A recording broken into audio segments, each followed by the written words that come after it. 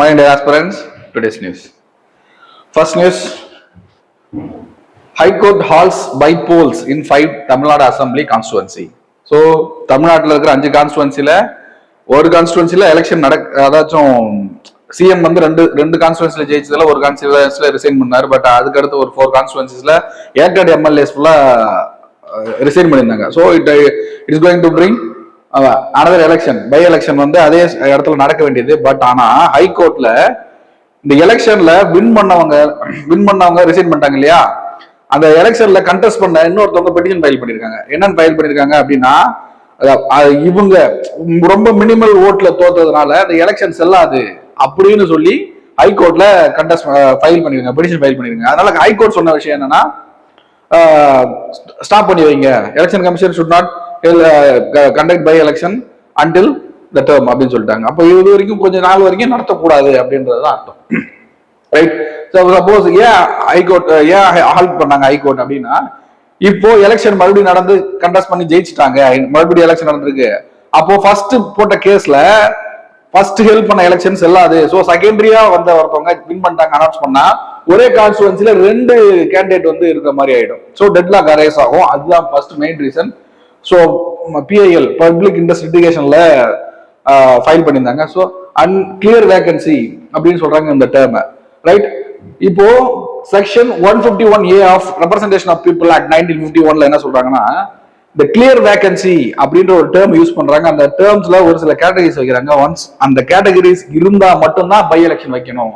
இப்போ இருக்கிற இஷ்யூ வந்து அந்த கேட்டகரிஸ்ல இல்ல அப்படின்னு சொல்லியும் பேசுறாங்க, வாதாடுறாங்க. Right. So we have to read about Representation of People Act 1951. Representation of People Act 1951. So 1951ல ஆக்சுவலா election கமிஷனுக்கு it has to conduct election and it can make rules for conducting election அப்படின்ற மாதிரி parliament make பண்ணலாம் அப்படின்ற மாதிரி தான் அந்த contents articles கொடுத்துருப்பாங்க. And separate 2 acts has been enacted by the parliament. என்ன ஆக்ட்னா Representation of People Act 1950 and 51. எதுக்கு அப்படின்னா, ஆல்ரெடி இருக்கிற ப்ரொவிஷன்ஸ் 324 to 29 இருக்கிற ப்ரொவிஷனுக்கு எஃபெக்டிவ்னஸ் கொடுக்க. ஸோ அந்த ப்ரொவிஷன்ல இருக்கிற வேலைகளை செய்யறதுக்கு எப்படி செய்யணும் அப்படின்னு சொல்றதுனால தான் அந்த ஆக்ட்ஸ். ரைட். 1950ல ஒன்று, 1951ல ஒன்று, 2 ஆக்ட்.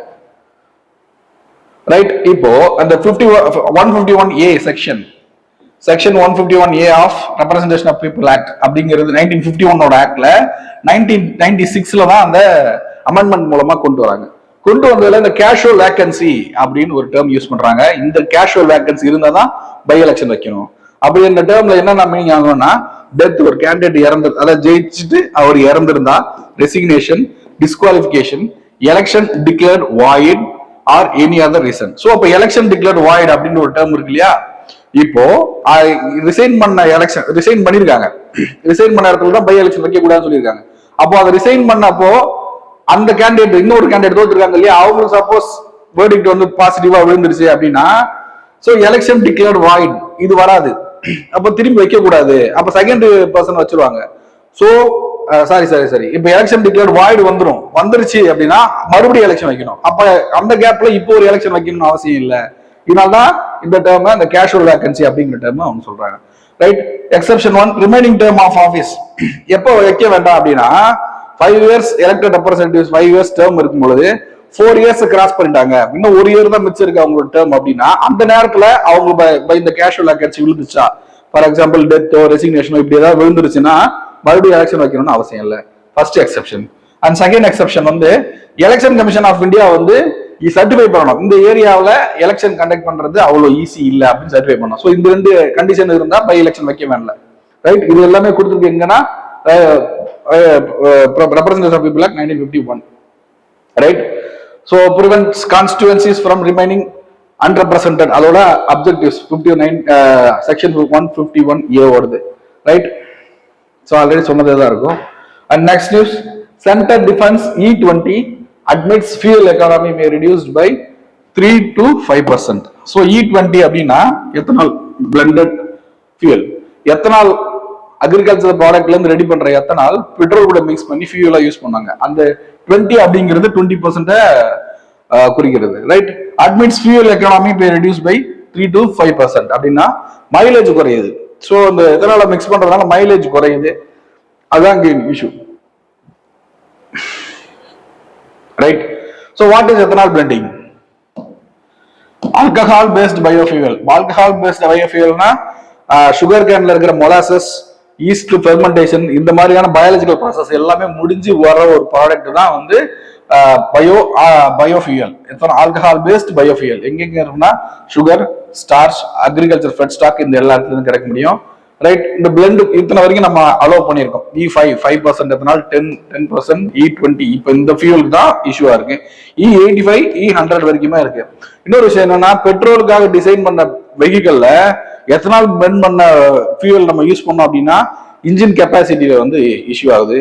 ஸோ இந்த இந்த கன்சர்ன்ஸ் எல்லாம் சார்ட் அவுட் பண்ணணும். Right. Sugar based, sugar cane juice, syrup, இதெல்லாம் raw material. B heavy and C heavy molasses. B heavy and C heavy molasses அப்படின்னா அதோட குவாலிட்டி, அந்த மொலாசஸோட குவாலிட்டியை ஃபிக்ஸ் பண்றது தான். Right. And grain based, maize, broken rice, damage surplus food grains, இது எல்லாத்துல இருந்து ரெடி பண்ணுவாங்க. அதுதான் ஆல்கஹால் பேஸ்ட் ஃபியூல். ரைட். இப்போ ஆக்சுவலா என்ன கோர் இஷ்யூ என்ன அப்படின்னா, பேரல் வந்து crude oil, actual crude oil price, பேரலோட பிரைஸ் வந்து ரெடியூஸ் ஆயிடுச்சு அப்படின்னா கூட நம்ம எத்தனாலோட பிரைஸ் இன்க்ரீஸ் ஆனதுனால ஆக்சுவல் பெட்ரோலை யூஸ் பண்ணிடலாம் போல இருக்கு. அந்த மாதிரி இஷ்யூ ஆகுது 20% எத்தனால் மிக்ஸ் பண்றதுனால. ஏன்னா எத்தனால் ப்ரொடக்ஷன் காஸ்ட் இன்க்ரீஸ் ஆகுது. So the core objective of biofuel is getting deteriorated அப்படின்றது தான் இங்க பாயிண்ட். ஓகேவா? ரைட். அட்வான்டேஜஸ் என்னென்ன அட்வான்டேஜ் இது யூஸ் பண்றதுனால? Energy security. நம்ம எப்பயுமே வந்து ஃபாரின் கண்ட்ரிஸை டிபெண்ட் பண்ணியே இருக்க தேவை, நம்மளே ஓன் ஃபியூலை ரெடி பண்ணிடலாம். Next environment and farmers. ஃபார்மர்ஸுக்கு வந்து இது அடிஷனல் இன்கம். அவங்க ஆக்சுவலா ஃபுட் கிரெயின்ஸ் ப்ரொடக்ஷன் பண்ணி அதை மார்க்கெட்டுக்கு கொண்டு போயிட்டு அதுல வர்ற அடிஷனல் இன்கம் தானே. இப்போ மொலாசஸ்னா சுகர் கேன் முடிஞ்சதுக்கு அப்புறம் அது வெளியே வர்ற ஒரு வேஸ்ட் ப்ராடக்ட், அந்த மாதிரியான கணக்கு தான். அதுல இருந்து வர்றதால ஃபார்மர்ஸுக்கு அடிஷனல் இன்கம். ரைட். இஷ்யூ என்னன்னா cost and mileage 3 to 5% economy reduction. அப்போ ஆக்சுவலா கொடுக்குற வண்டியோட மைலேஜை விட எத்தனால் மிக்ஸ் பண்ண நம்ம ஃபியூல் நம்ம ஃபீட் பண்ணோம் அப்படின்னா மைலேஜ் வந்து கம்மியா கிடைக்குது. எவ்வளவுனா 3 to 5%. ஸோ அப்போ அதனால ஓவராலா பெட்ரோல் ரைஸ் குறைஞ்சிருந்தாலும் ஆக்சுவல் அட்வான்டேஜ் வந்து கரெக்டா போய் அப்ஜெக்டிவா ரீச் பண்ண முடியல. ரைட். அடுத்து இன்ஃப்ராஸ்ட்ரக்சர் ரிசோர்சஸ். ஆக்சுவலா எத்தனால் பிளண்டட் மெஷினுக்கான மெக்கானிக்ஸ், அது ஆக்சுவல் ப்ரொசீஜர்ஸ், அதை ரீடிஃபைன் பண்றதுக்கு இன்ஃப்ராஸ்ட்ரக்சர் எதுவுமே இல்லை. ஸோ இவ்வளவு இஷ்யூ இருக்கு இந்த எத்தனால் ஃபியூல உள்ள கொண்டு வரல. Next news. IITs, IIM push back against VBSA bill. Viksit Bharat Shiksha Adhishthan அப்படிங்கிறது என்னன்னா, இந்தியா ஃபுல்லா இருக்கிற premier institution, education institution like IIT, IIM, இந்த மாதிரி இன்ஸ்டிடியூஷன் எல்லாத்தையும் கண்ட்ரோல் பண்றதுக்கு ஒரு பில். ஸோ ஆக்சுவலா இந்த இன்ஸ்டிடியூஷன்லாம் அட்டானமஸ் வே ஆஃப் கவர்னிங்ல போயிட்டு இருந்துச்சு. இப்போ அதை சிங்கிள் ஹேண்டடா யூனிட்டரி அண்ட் சென்ட்ரல் ஃபோக்கஸ்டு அட்மினிஸ்ட்ரேஷனை கொண்டு வராங்க. அதுதான் இந்த மெயின் அப்ஜெக்டிவ். ரைட். இதுக்கு வந்து NDA ரூல் பண்ற ஆந்திரா, மேகாலயா, மத்திய பிரதேசல இருக்கிற MPs கூட இதுக்கு அப்போசிட் பண்றாங்க. ஏன்னா whenever the autonomous of the institution is getting reduced, அதோட குவாலிட்டி ரெடியூஸ் ஆகும் அப்படிங்கிறது இதனால வந்து ஸ்டாப் பண்ணணும்னு நினைக்கிறாங்க. And the bill is in the stage of joint parliamentary committee. joint parliamentary committeeல ரிவ்யூ பண்ணிட்டு இருக்காங்க. அந்த பில்லை ரிவ்யூ பண்ணி அவங்களோட ஸ்டேட்மெண்ட்டை பொறுத்து தான் voting நடக்கும். அதுக்கப்புறம் அந்த பில்லு பாஸ் ஆயிடுச்சா இல்லையான்னு தெரியும். Right. So VBSA, Viksit Bharat Shiksha Adhiniyam. ஆக்சுவலா இந்த பில் கொண்டு வராங்க அப்படின்னா it actually replaces the statutory acts like UGC, AICTE and NCTE. So இதெல்லாம் வந்து ஆக்சுவலா யூனிவர்சிட்டி கிராண்ட் கமிஷன்லாம் எப்படி யூனிவர்சிட்டி ரன் பண்ணணும், என்னென்ன ஃபீச்சர்ஸ்லாம் இருக்கும், என்னென்ன criteria satisfy to get in the field அப்படின்ற எல்லாமே இருக்கும். இப்போ இந்த எல்லா ஆக்ட்ஸையும் ரீப்ளேஸ் பண்ணிட்டு தான் அந்த VBSA ஆக்ட் வரப்போகுது. And it will contain regulatory council, accreditation council and standard council. Regulatory council தான் வந்து அதுல top authority. Regulation and approvals எப்படி நடக்கணும்னு சொல்லுவாங்க. அக்ரிடேஷன் வந்து அதோட குவாலிட்டியை செக் பண்றதுக்கு. ஸ்டாண்டர்ட் கவுன்சில் வந்து அகாடமிக் ஸ்டாண்டர்ட்ஸ் ஃபிக்ஸ் பண்றதுக்கு. So these are the stages which was established by the VBSA Act. Right. So இதுல இன்னொரு இஷ்யூ என்னன்னா ஃபெடரேஷன் இஷ்யூ. ஸ்டேட் கவர்மெண்ட் இருக்கிற டாப் எஜுகேஷன் இன்ஸ்டிடியூஷனும் இந்த விபி எஸ்ஏ கூட பரிவியூல வரும். ஸோ அப்போ எஜுகேஷன் அப்படிங்கிறது கன்கரண்ட் லிஸ்ட்ல இருக்கும் பொழுது எப்படி நம்ம யூனியன் கவர்மெண்ட் வந்து ஸ்டேட் கவர்மெண்ட்டை ஃபோர்ஸ் பண்ண முடியும் அப்படின்னு பார்த்தா, எஜுகேஷன் என்ட்ரி 25 கன்கரண்ட் லிஸ்ட்ல இருந்தாலும் யூனியன் லிஸ்ட்ல வந்து அந்த எஜுகேஷனை லைன் பண்றது. ஸோ அவங்களுக்கு கைட்லைன்ஸ் கொடுக்கறது எங்க இருக்கு அப்படின்னா என்ட்ரி 66ல இருக்கு. ஸோ அப்போ என்ட்ரி 66ல இருந்து தான் என்ட்ரி 25 ரன் பண்ண முடியும். அப்ப அந்த என்ட்ரி 66ல யூனியன் கவர்மெண்ட் கிட்ட தான் இருக்கு அந்த ரெகுலேஷன் பர்பஸ். ஸோ அப்போ என்ட்ரி 25 நீங்க எக்ஸசைஸ் பண்ணாலே you should satisfy the entry 66, that is union லிஸ்ட்ல இருக்கிற ப்ரொவிஷன். ஸோ அப்போ சென்ட்ரல் கவர்மெண்ட் சொல்ற ஆக்ட்ஸ் தான் powerful, right? Mark question. Evaluate. Evaluate அப்படின்னா ஒரு அந்த ஸ்டேட்மெண்ட் ரைட்டா தப்பான்னு நீங்க கன்க்ளூட் பண்ணணும், ரைட்? ப்ரொபோஸ்ட் ரிஃபார்ம்ஸ் இன் India's higher education regulatory framework.